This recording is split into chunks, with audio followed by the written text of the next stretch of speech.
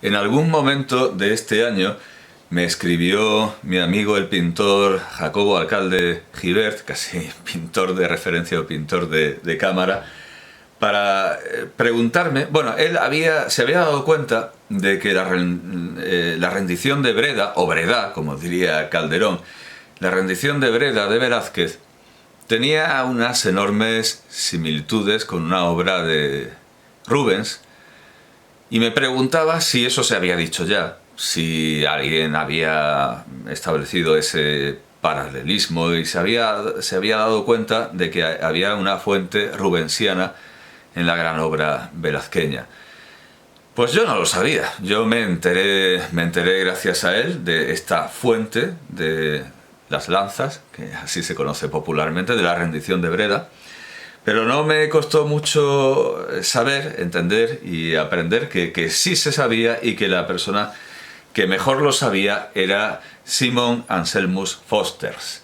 Simon Anselmus Forsters, autor de muchas obras sobre el tema, pero bueno, la que más barata me resultó conseguir fue esta, y además es la mejor, la más completa. Rubens y España, estudio artístico literario sobre la estética del barroco. Forster escribió muchos libros, tanto sobre el Siglo de Oro como sobre las relaciones entre España y los Países Bajos. Y bueno, este es su volumen, su monografía más completa sobre Rubens. Y aquí, efectivamente, en la sección dedicada a Rubens y a Velázquez, que aparece muy al final. Uno consideraría que Rubens y España sería básicamente Rubens y Velázquez, pero no, hay mucho más que no es Velázquez. En este libro, por cierto, publicado en Cátedra, colección Arte, Grandes Temas, en el año 1990. Bueno, pues al llegar a las fuentes de la rendición de Breda o las lanzas, establece todas las obras que tienen una similitud. Bueno, son demasiadas, son demasiadas. La primera fuente, bueno, claro, hace un preámbulo. La primera fuente es el encuentro de Abraham y Melquisedec, que entiendo que, bueno, aquí hay una copia de Jan Witduck.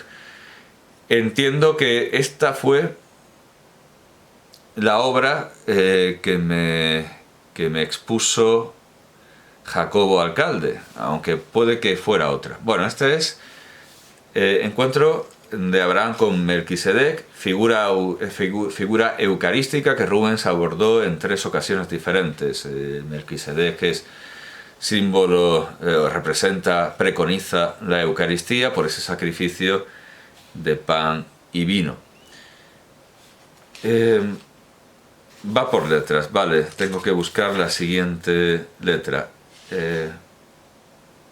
¿Y dónde está B? Perdón, un segundo. La primera fuente es A, segunda versión. Bueno, luego se salta, no encuentro la segunda fuente, B, en todo caso. Sí, perdón, aquí estaba. La otra fuente, San Ambrosio y el emperador Teodosio, 1618-19, está en el Museo de Viena. Rubens pintó este lienzo poco antes de diseñar la serie de lienzos destinados para los jesuitas de Amberes. Tercera fuente, la reina de Saba ante el rey Salomón. Puede que fuera esa. Bueno, ya me lo recordará. Donde dice Forster, la corpulenta Sabea, bueno, ¿cómo no iba a ser corpulenta si la pinta Rubens?, que ocupa todo el centro del cuadro con su curiosidad algo tonta, sube y se inclina en un ardiente deseo de poner a dura prueba la fama de la sabiduría del hebreo. No creemos que las lanzas deba algo a este cuadro, y que interesa por ser una etapa más en el desarrollo del motivo del encuentro y de la concordia en Rubens. Cuarta fuente, el triunfo de Juilliard. Pertenece a la serie de María de Médicis, que si no recuerdo mal está en el Prado, o por lo menos buena parte. La reconciliación de Esaú y Jacob, 1625-27. El encuentro de David y Abigail, que sí aparece reproducido a través de un grabado, el encuentro de David y Abigail. También tenemos un cuadro, una disposición muy parecida. El encuentro de dos generales, 1630.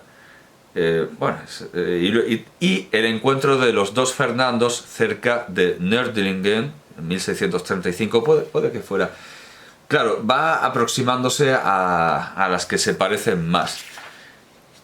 Y bien, sí, esta parece ser que es la más cercana, el encuentro de los dos Fernandos cerca de Nördlingen.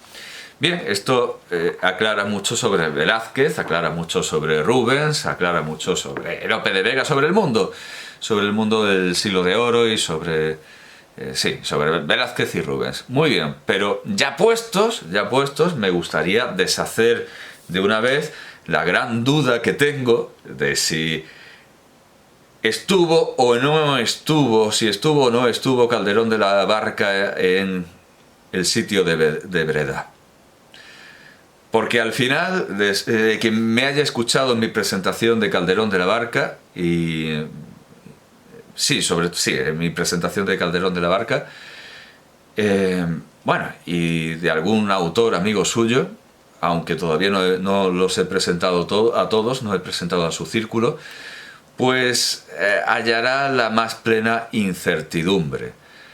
Por un lado, bien, empecé diciendo que como Balbuena Briones había visto que, por una tesis doctoral, que Calderón se inspira en una fuente latina, pues que no la había visto, que directamente era conocimiento libresco. Pero no tiene sentido suponer eso, porque alguien que está inmerso en la batalla evidentemente no se entera de todo y no tiene nada de raro recurrir a una fuente latina.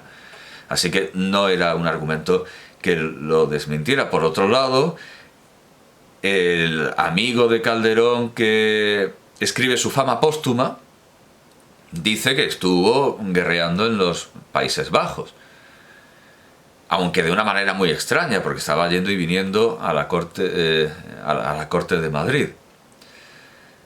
De momento estamos in albis, no sabemos nada a ciencia cierta, y si alguien sabe si estuvo o no, va a ser Simon Anselmus Foster.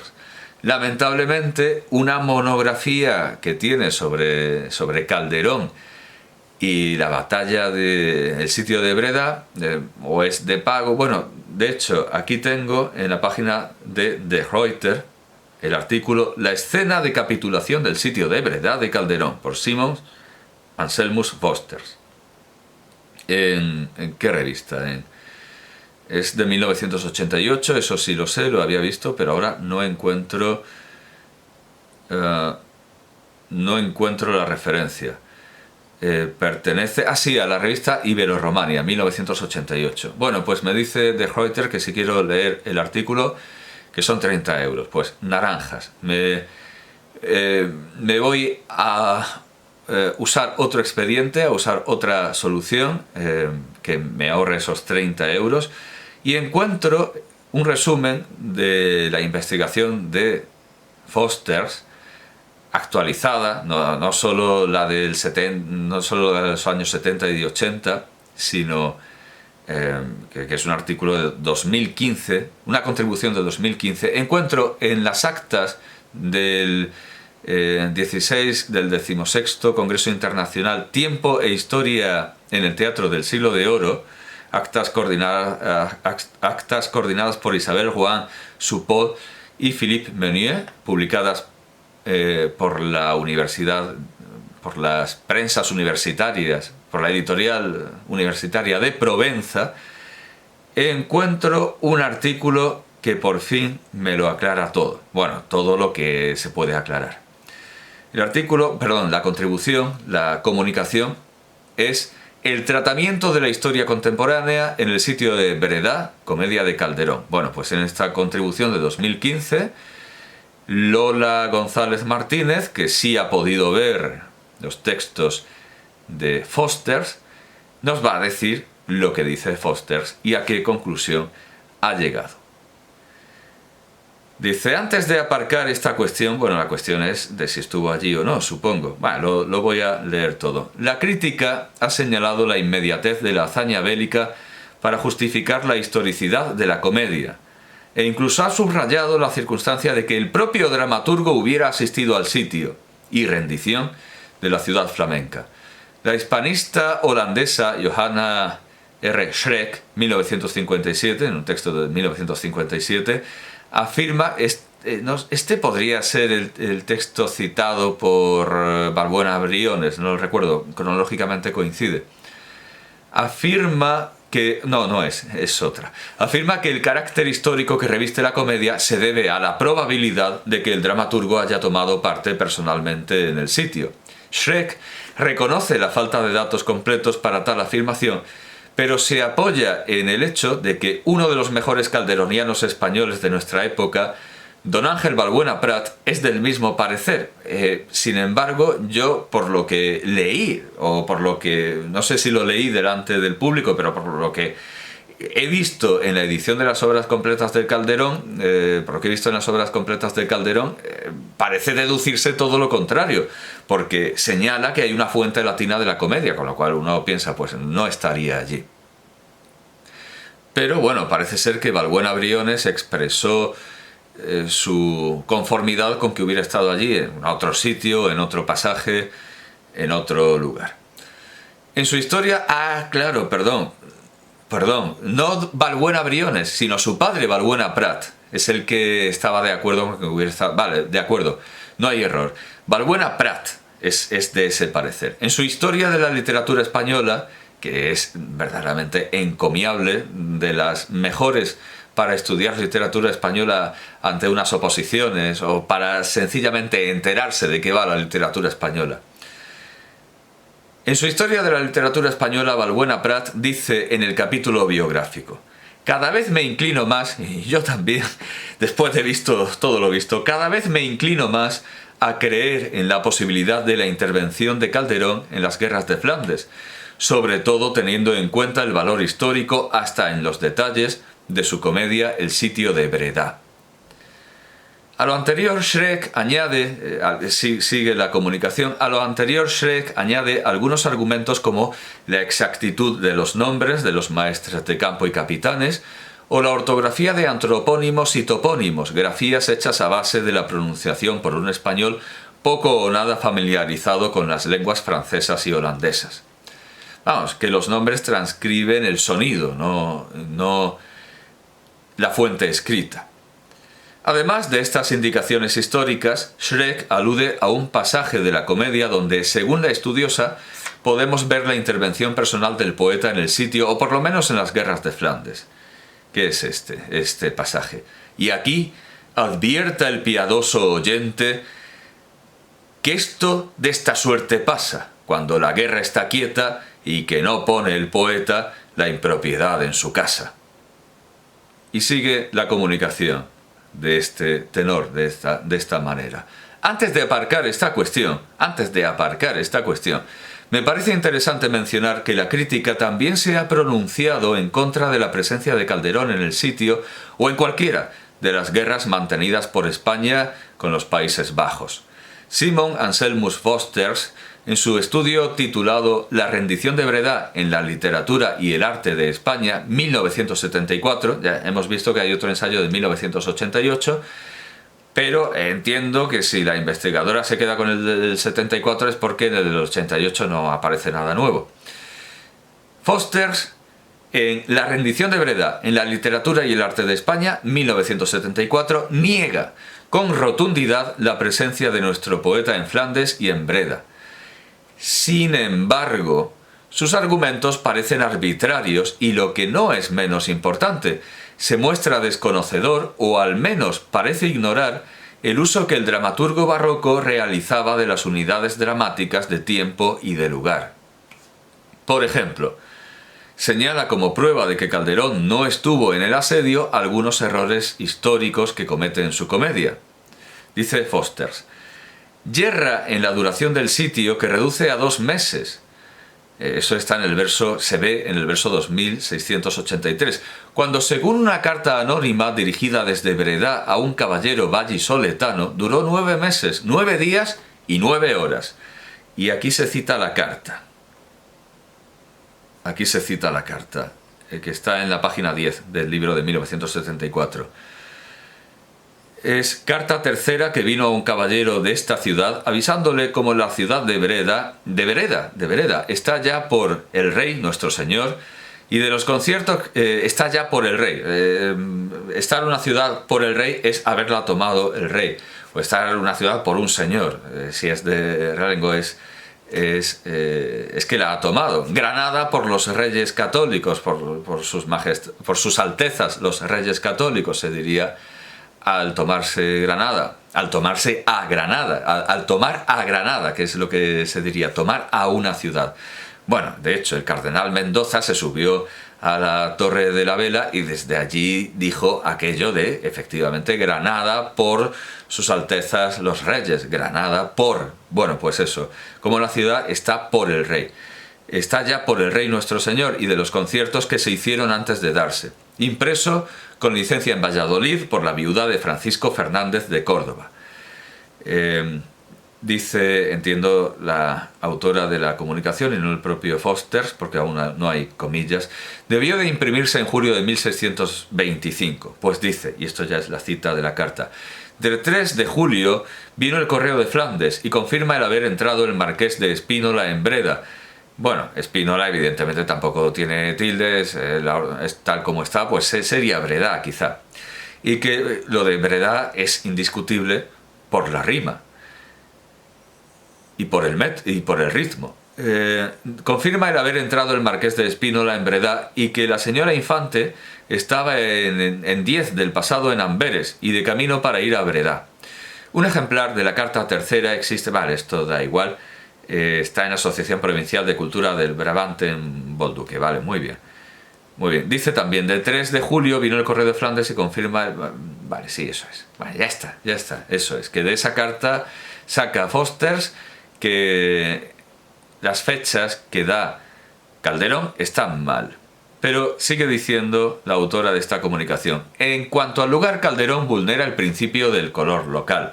A pesar de que no ignora que Flandes es un país nórdico y frío, véanse los versos 1919 y siguientes, se refiere al eterno fuego del cruel verano. Bueno, no sé, digo yo que allí en algún momento hará calor. Y los abrasados meses. En la vecindad de Breda, que es tan llana como la casi totalidad de los Países Bajos, según Calderón existen montañas. Bueno, véanse los versos 2267, 664. Bueno, recordemos que precisamente Bruegel el Viejo mete ahí unas montañas enormes que en realidad son los Alpes, que en realidad son los recuerdos de los Alpes que ha visto después de al hacer su viaje, bueno, antes y después, claro, al hacer su viaje artístico a Italia. Flandes es tierra baja, pero claro, mete Calderón en unas montañas, pues como mete ese acantilado en la Polonia de La vida es sueño. Montañas y valles, y un castigo de los malhechores es el precipitarles desde las peñas. Bueno, como ya lo digo, como en La vida es sueño. Puede ser que aquí se trate de libertades poéticas originadas por la lectura de otras comedias o que Calderón intencionadamente españolizara a sus alrededores. Sin embargo, es muy probable que no solo españolice el lugar en el que transcurre la acción, sino que incluso lo idealice, convirtiéndolo en un verdadero locus amoenus, como ocurre en la escena en la que Flora se encuentra descansando en unas caserías cerca de la localidad de Kielce. Vamos, que los Países Bajos de Calderón no son los Países Bajos de verdad, son unos Países Bajos de comedia heroica. Bueno, yo creo que está claro que nada está claro, que los argumentos que da Fosters para decir que no estuvo allí no son suficientes, en absoluto. Y que lo que sabemos ahora mismo, poco después de este año de 2015, cuando se presenta la comunicación, es que no sabemos nada, que pudo estar o pudo no estar, ya está. En cuanto al autor de estos ensayos, Simon Anselmus Foster, tengo que congratularme y felicitarme por una vez de que se hayan hecho las cosas bien en mi país, de que se hayan hecho bien las cosas en España, porque en Wikipedia no encuentro artículo para Simon Anselmus Foster en NL, en holandés, en la Wikipedia en holandés, como por cierto tampoco la encuentro para algún autor que se cita compulsivamente en las bibliografías de las academias, en las oposiciones, como Foquema, que tiene artículo en español pero no en su propia lengua, o no tenía. Y lo mismo pasa para Egon Ferlich, que en España es Dios, porque el sistema educativo en la materia de lengua y literatura, de lengua sobre todo, descansa en Egon Ferlich, y en Alemania no lo conocen ni en su casa. Bueno, pues aquí en España conocemos a Simon Anselmus Foster mejor que en los Países Bajos, parece ser, aunque vivió allí y murió allí. Nos dice Wikipedia que fue un hispanista y romanista neerlandés que estudió a Juan Luis Vives y a Calderón de la Barca, vamos, el sitio de Breda de Pedro Calderón de la Barca, pero vamos, esto es algo mínimo en su creación. Y las obras que nos da, aunque claro, me podría haber ido a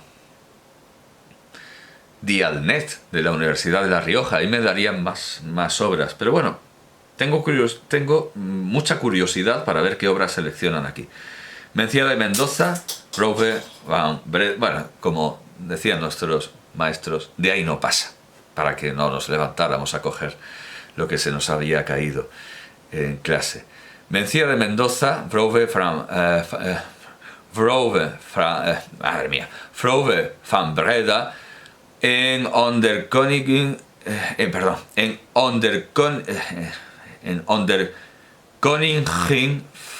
van Valencia, publicado en Delft. Es decir, vamos, Mencía de Mendoza, mujer de Breda y virreina de Valencia. Het Beleg van Breda in het Wereldnieuws, o sea, el sitio de Breda en la literatura mundial. Perdón, Nieuws, no, literatura, ¿qué literatura? Nieuws, en algo mundial. Wereld es mundo, pero Nieuws es... no tengo ni idea, vamos a ver. Qué curioso que en la Wikipedia en español solo se den títulos en neerlandés. Periódicos, sí, vamos, noticias, en las noticias mundiales, bueno, no sé. Ahora ya no estoy seguro de que Beleg signifique sitio, claro, porque está hablando de algo de Breda que no tiene...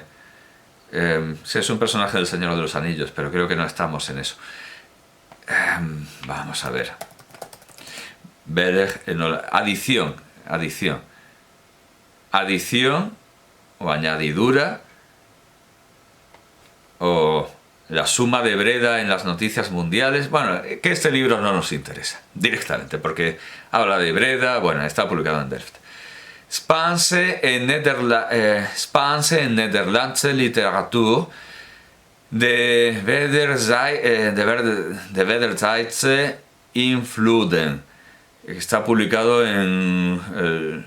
Voy a hacer una cosa en la que no había caído. Si es que tengo la duda de cómo se pronuncia IJ, pero es que esa IJ muchas veces se representa con una Y. Es algo tan fácil como... Y esto supongo que es algo completamente legal. Sí. Sí, yo creo que es abiertamente legal. Voy a ponerlo en el traductor de Google. Y nos lo va a leer una máquina. Así salgo de dudas sobre la pronunciación correcta. Sí, eso es. Traductor de Google. Bien, introduzco el texto. Bien.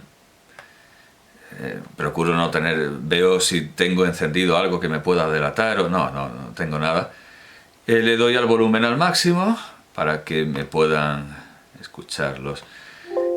Y sí, el volumen al máximo y nos lo van a leer en neerlandés o bien el señor o la señora que Google haya contratado para hacer estos menesteres de la lectura de lenguas extranjeras. Pues adelante. Spines en Nederlands literature. De Wederzijds invloeden en Luister van Spanje de Belgisch steden 1500-1700.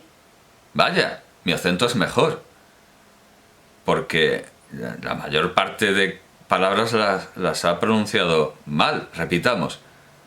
Spines en Nederlands literature.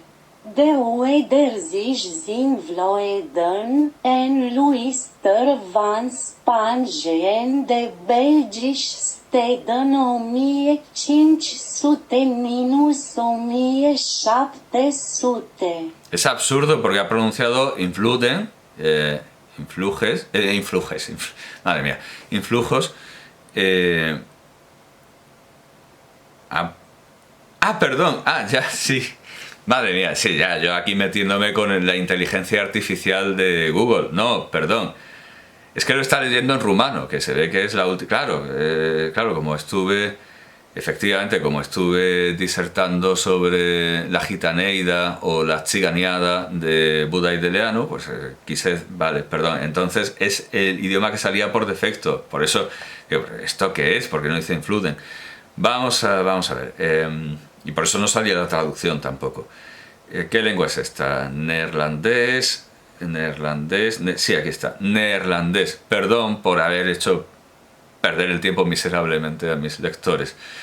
Pero el catalán, sin embargo, luego hablamos del catalán. El catalán sí que lo pronuncio yo mejor. No sé a quién... Ahora hacemos el experimento con el catalán. Bueno, que nos lea este título en... Spaanse en Nederlandse literatuur. De wederzijdse invloeden en luister van Spanje en de Belgische steden 1500 tot 1700. Vale, muy bien. Yo tengo la duda sobre wederzijdse, a ver cómo lo pronuncia exactamente.